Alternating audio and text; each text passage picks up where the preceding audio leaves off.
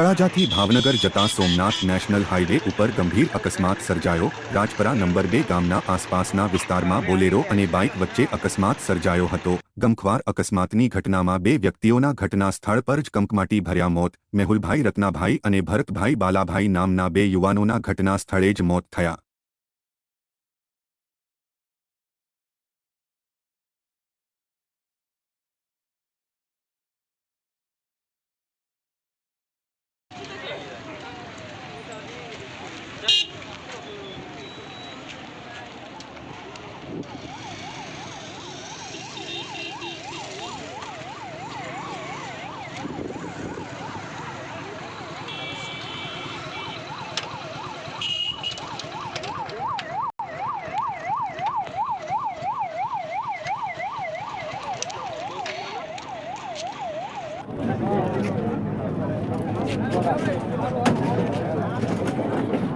તમે કઈ કરતા નહીં, તમે અમને લેવાનું ભરોસા ન કરતા એ ભાઈ ઉભો રહ્યો